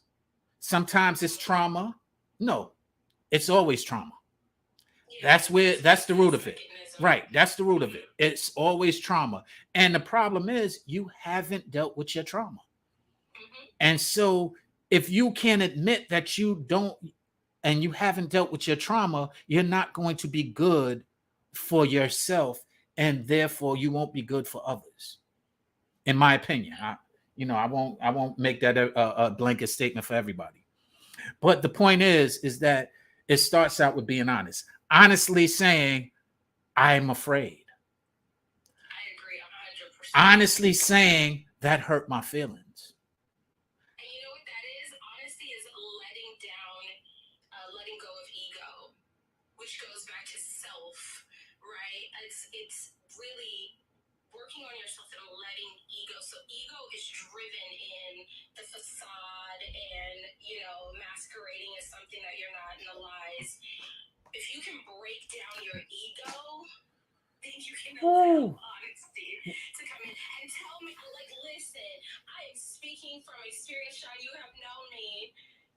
20 years or something, Yeah. right? I am still a work in progress, right? But it is ego driven, and it's hard the more like we go back to accolades or things you've done, especially if you've done them on your own. Your ego is being fed, right? And so now you feel like, nobody can tell me nothing, right? No. Well, Man, yeah. Well, listen. the destruction to most successful relationships, or the lack of success in relationship, are rooted to me in two things. One is what you just said, your pride and your ego, and the second is selfishness. Those two things will destroy any relationship. And if you look at all kind of relationships, right, and if you look at the demise of most relationships, it probably will be one of those two things: pride, or pride and ego, or selfishness. Because what Jenna just said, becoming vulnerable. Yeah, part of the reason why the I just said that's an affirmation. That word's been following me for the past 6 months. man. I think the Lord is trying to tell me something. Well, here's what it is. It's so true. Here's what it is. You're only vulnerable when, in fact, you are afraid of something. Yeah. And sometimes you're afraid of honesty. right. And that's really what I was going to say, is that vulnerability is part of you not really being able to accept honesty. Yes. So, take it how you want, but that's the problem. A lot of people want to put on a shield of, I'm not going to be vulnerable, but then that shield covers up who you truly are. And so when people see that shield and they start identifying you as that shield, don't be mad, because that's what you showed them. Ooh, let me tell you, because you already know I know all about that. You can't get mad if that's all people know of you. And I am a true walking testament of that. Can I tell you? I know we got to answer, but there are 3 things that I felt like my journey has been recently, as now a woman in her 40s. I said, so especially with COVID, because COVID gave people some options, very minimal options, but it was like you were going to face yourself, right? You were in a moment of stillness, whether we liked it or not, with a pandemic, and you were forced to face yourself and the things that are around you. You saw so many divorces, so many, people realizing, I actually don't like this person, all kind of stuff. It was going to make or break situations. For me, I used it as opportunities, like I said, to be honest and to turn around and say, hey, I need some therapy. I'm gonna get to you. There's some things I want to be the best version of myself, and I want to go, figure this out. So 3 words I've been using is I had to uncover and unpack. So I was uncovering, and that was me admitting and being honest. Is what we were talking about. And then I was recovering. So my therapy was all about healing from traumatic experiences, being honest, being vulnerable, and healing. And now, God willing, I am in the discovering phase. I am understanding, and my brother Justice, I said this and I used this in my video, who am I in this moment? Without all of the bells and whistles, all of the accolades, anything that I've ever done, who is Adrian in this moment? Wow. After unpacking all of that stuff. And can I tell you, that is one of the most loaded questions to look in the mirror and ask yourself, who are you in this moment? Take away everything. Take away all the plaques behind you, the, degrees, anything. Who are you? Well, you got to realize, in my quest and moving and having a straight talk leads to straight understanding, is that I've been asking that question for some years now. And quite frankly, for example, the plaques, those have been in my garage. This is the first time I've ever hung them. I've had them for over 20 years. And they were just collecting dust.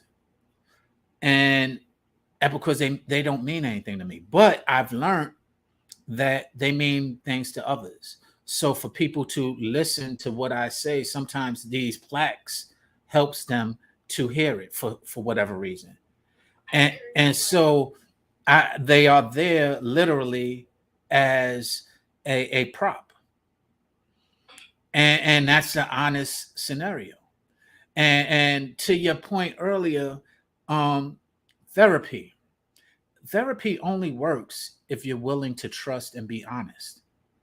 And that's another thing that people throw around the word therapy. And I've been to therapy, but if you've been to therapy and you waited and got somebody who just agreed with your mindset, it doesn't really help any that you've been to therapy.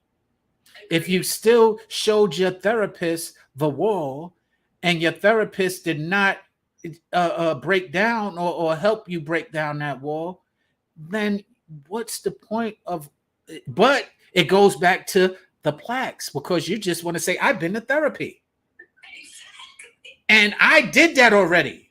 So it's another accolade instead of right. I love that word, performative. It's performative. And that's the other word of the day.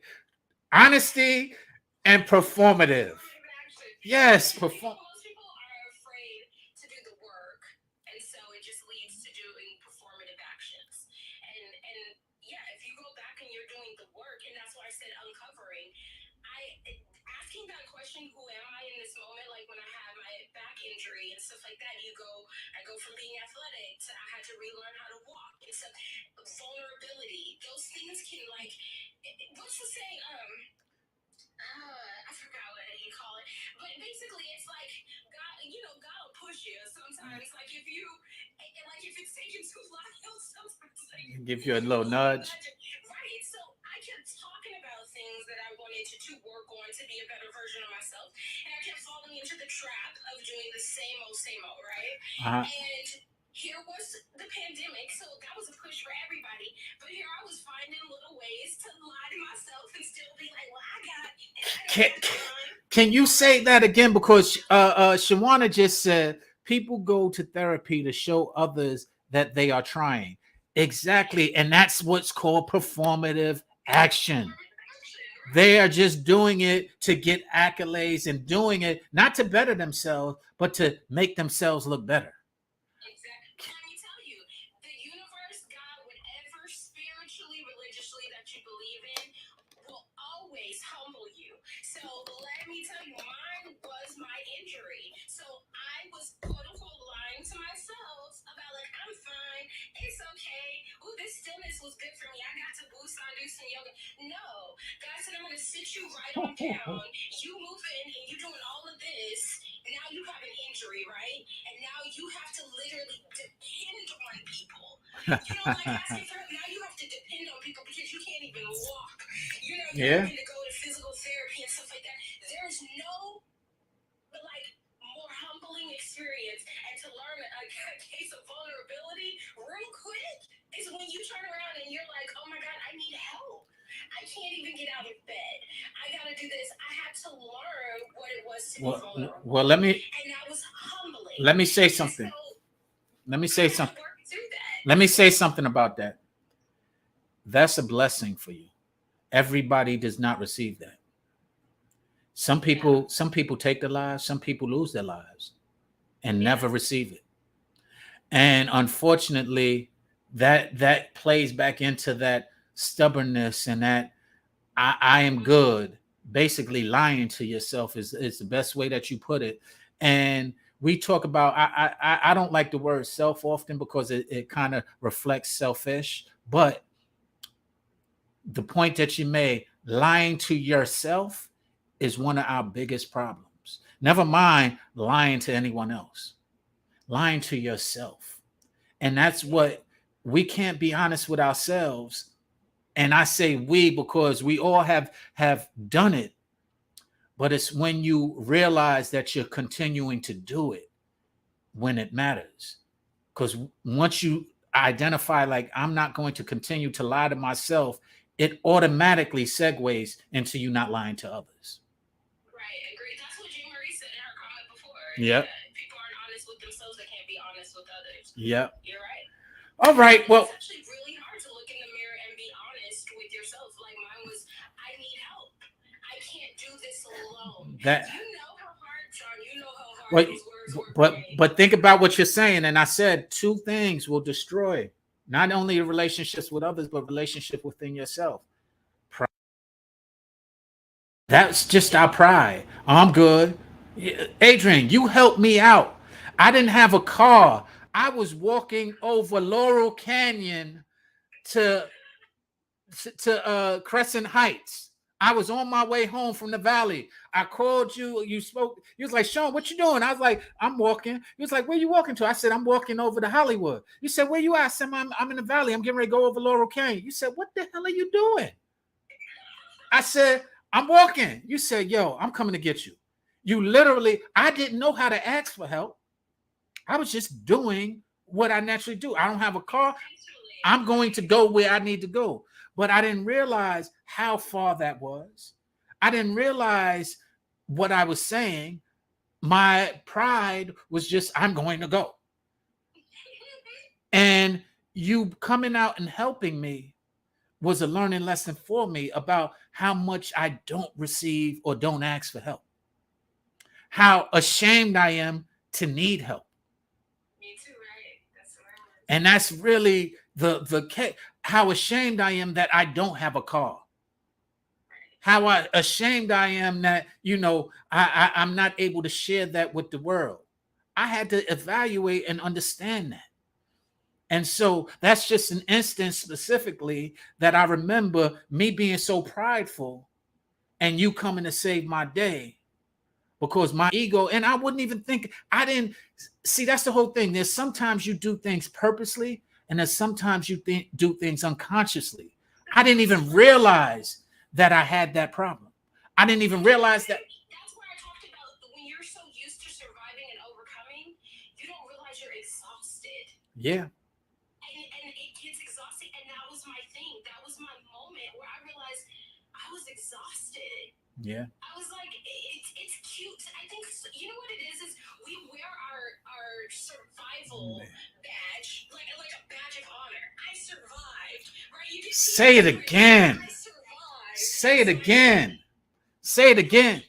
And let me say, yes, I want you to say it again, because for women, I find that is their MO. I survived. I took care of me and mine. That's their scenario. And men are on some like a badge of honor. I went to jail and I came home and I survived that. I'm hard. Whoa. You don't realize how broken you are because you've been having to survive for so long. Yes. So I'm like, I got to a point where I realized, like, I'm grateful for everything I've been through because I wouldn't be who I am today if I didn't go through everything. But I don't want a shirt that says I survived teen pregnancy, I survived domestic violence. I healed from. Woo. I've been healed from XYZ. Because the thing is, that doesn't change my narrative. It doesn't change that I went through all of that. But what it shows is it's a given that I survived it. I'm still standing. But I want you to know that I've worked through it. And I'm working to become the best version of myself despite all of those things. So I feel like when I use the surviving, it just puts it like that is a stamp on me. And I'm so much more than circumstances, right? And so I had to learn, like, these circumstances happened. I want them to happen through me, not just they're not happening to me, it's happening through me. So if I just think I'm a constant flow of things that have happened that shape me, right? Water shapes people, but not happening to me where I'm wearing this as a badge that I've survived. No, okay, it happened through me, I've healed, and I've grown. Now on to the next thing, because shit is always going to happen. Some worse than others. Like, God forbid, I hope that's the worst of it that I've been through. Please, Jesus. But, stuff, it's life. Stuff will always happen. So it's about learning from it, healing from it, and growing from it. So I'm making a shirt I healed from XYZ. And man, Because it's an ongoing process. and I am going to leave it there because, man, I can't even follow that. And I hope everybody who's listening to it took heed to what she just said. Because we do wear so many badges of honor that are false senses of identity and false senses of honor. And again, that's why I like to go into separating the gray area, because the gray area to me is that broad definition, that broad acceptance, that broad commonality of making traumatic things common, making, for lack of a better term, slut walking common and a badge of honor. It's like we do that in the Black community a lot. It's because, again, we're so used to overcoming and surviving. You're trauma bonding. You said that earlier, and I said that I use that term with my siblings a lot too. We don't need to trauma bond. That's right. not something that we need to do. So I agree with you. It's like you can talk about it to understand what you've been through and where you've come from. But I feel like when you stay there, you're festering in it and you're breathing new life into that experience. Yep. Stop doing that. Yeah. Like, learn from it and grow from it. Let's look at where we are and grow from that. So I agree 110%. I am not in the mood to trauma bond. Like, when people start coming to me with that, like, I'll have talks. I can empathize. That kind of stuff I will do. But when it's like, girl, you and me both went through and we're not trauma bonded. We want to have a real in-depth conversation about, like, being a teen mother and where it's taken us, or the things that we had to go through, parenting through trauma, and what we can do now to learn and grow, and raising daughters. I'll have that conversation with you, but I'm not gonna be like, raise the roof on team parenting, girl. Yeah, you know, because my man was beating me. No, that's not the conversation we're gonna have. We're not doing that. Wow. You know? So I'm not raising the roof to being a domestic violence survivor. No one wants that in their life. I'm not shouting for my truth. You know what I mean? But I'm more than that truth. That was one stint of my overall experience. I'm more than that. Well, I agree. And with you saying that, I'm going to say a bold statement right now. That's why I don't like slut walking. And let me say this. I'm not just talking about women. I don't like slut walking with men. And men were slut walking way before women were. Okay, I'll get with you on that. Yeah. Where you going? Yeah. And the problem is that you're more than that. You're more than a check. You're more than the money that you're making. You're more than those material things that you're displaying. Men, you're more than a body. You're more than a hot box. You're more than the things that you are displaying. Women. And so I don't really agree with the slut walking on either side.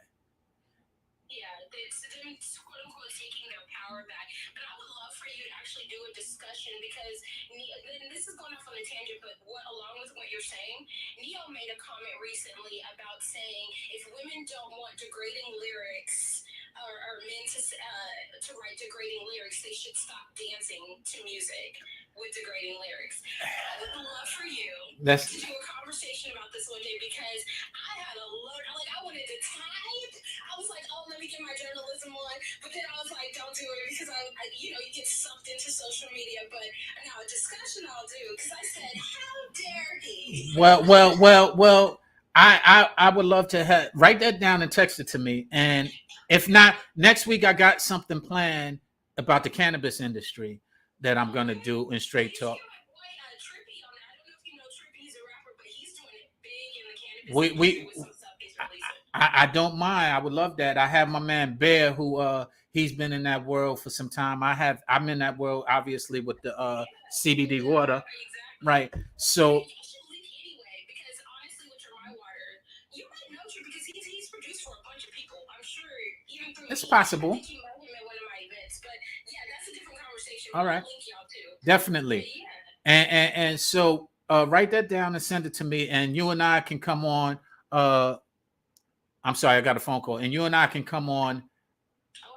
Can you hear me now? Okay, I had got a phone call. I said, write that down, and you and I can come on maybe the week after next and really discuss that, because I can understand what he's saying, but you being a dancer, I can understand your perspective. No stripper, guys. I was a professional dancer. Right.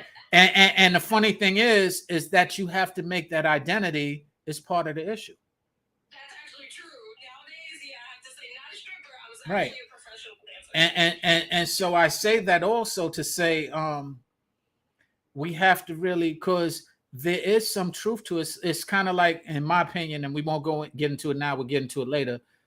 If chivalry is dead, the woman killed it. Did you hear that? Because I got another phone call. I said if chivalry is dead, the woman killed it. That's part of the whole, bottom line of what you're speaking of. So we'll talk about that later. Adrian, thank you for joining me. It's been a good 2 hours. So thank you everybody who's joined me on Facebook over here. Shawana, Donna. Yes, thank you. I love it. I enjoy it. This was fun. I haven't talked to you in a while like this. Right. Remember when we spoke, I said, yo, come join me, because I knew it would be great conversation. And people, yeah, and people want to hear that. I mean, people need to hear it. People don't have these straight talks and conversations with each other, especially male and female. And that's why that was the original concept of this whole thing, straight talk, was because I had it with my friend Tanya Jenkins, who I grew up with. We came up with it together to have these type of conversations on a public stage. I'm here for it. My Aquarius nature. I'm super bored. Yes. All about the straight talk. Speaking of which, your fellow Aquarian says she wants to link up with you offline.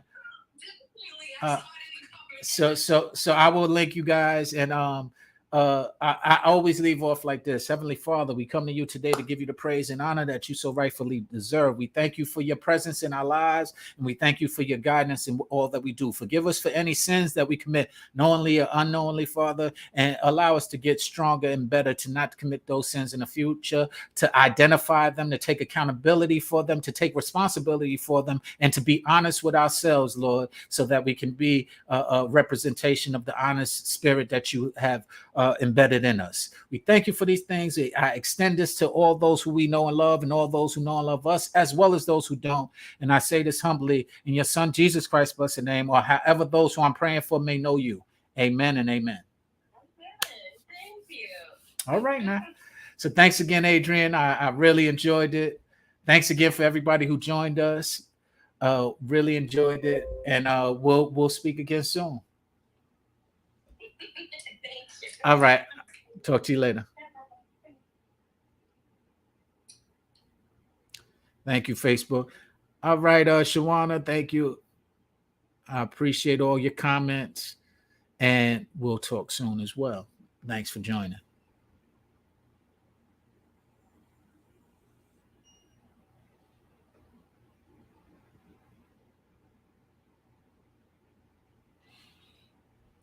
And last but not least, YouTube and Facebook, my other pages.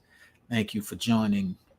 And we're going to end the broadcast right now to all of y'all, for all of y'all.